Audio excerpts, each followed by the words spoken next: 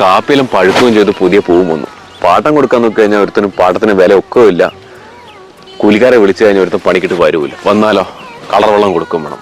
അത് നടക്കുന്ന കാര്യമില്ല. എന്തിനായിക്കോട്ടെ വെറുതെ പൈസ കളയുന്നത്. ഇതിപ്പോ നമുക്ക് പറിക്കാവുന്നല്ലേ ഉള്ളൂ.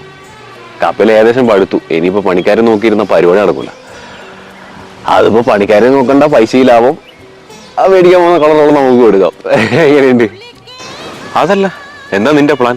ഇങ്ങനെ കാപ്പിക്കുരുവും പറിച്ച് തോട്ടം നോക്കി നടന്നാൽ മതിയോ? പിന്നെ ഞാനെന്താക്കണ്ടേ? എടാ, എന്നെ കൊണ്ട് വെറുതെ പറയിപ്പിക്കരുത്. നിന്റെ കൂടെ പഠിച്ചവന്മാരൊക്കെ കല്യാണം കഴിഞ്ഞ് ഇപ്പം സെറ്റിലായി. എൻ്റെ അനിയൻ, അവൻ നിന്റെ കൂടെ പഠിച്ചല്ലേ? അവൻ്റെ കല്യാണം കഴിഞ്ഞ് അവൻ്റെ ഓക്ക് നല്ല വിശേഷം എന്ന് എന്നെ വിളിച്ചായിരുന്നു. ഓ, വണ്ടി അങ്ങോട്ടായിരുന്നോ? അടാ, നിന്നോട് ഇതൊക്കെ പറയാൻ അവകാശമുള്ള ആളെ തന്നെ ഞാൻ. നിന്റെ ഏട്ടൻ്റെ സ്ഥാനത്താണ് ഞാൻ നിൽക്കുന്നത്. അതറിയാലോ. വയസ്സായ അമ്മയ്ക്ക് അവസാന കാലഘട്ടത്തിൽ ഒരു തുള്ളി വെള്ളം തൊട്ട് കൊടുക്കാൻ ആരാളെ?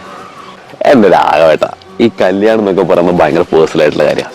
വേണേ കഴിക്കാം, വേണേ കഴിക്കണ്ട. കഴിച്ചാലും കുഴപ്പമില്ല, കഴിച്ചില്ലെങ്കിലും കുഴപ്പമില്ല. ഓ, അമ്മ ഉള്ളിടത്തോളം കാലം ഞാൻ അമ്മേനെ നോക്കിക്കോളൂ. പിന്നെ എനിക്ക് പ്രായമാകുമ്പല്ലേ, അതന്നേരം നോക്കാം. നമ്മൾ വെറുതെ അതുപോലെ വെച്ച് തല കുഴിക്കേണ്ട ആവശ്യമില്ലല്ലോ. ഇന്ന അമ്മേനൊന്നും നോക്കാനല്ലോ നമ്മൾ കല്യാണം കഴിക്കുന്നത്. നോക്കാം. അല്ലേലും നിന്നോടൊന്നും പറഞ്ഞിട്ട് കാര്യമില്ല. നീ പറ.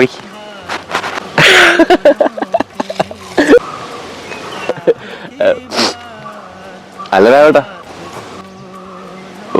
വൈകുന്നേരം ഒരു ജവാൻ എടുത്താലോ? ജവാനോ? ജയ് ജവാൻ. പിന്നെ എന്റെ കല്യാണം കഴിഞ്ഞ പിന്നെ ഈ പരിപാടി നടക്കുള്ള കാര്യം പറഞ്ഞേക്കാം.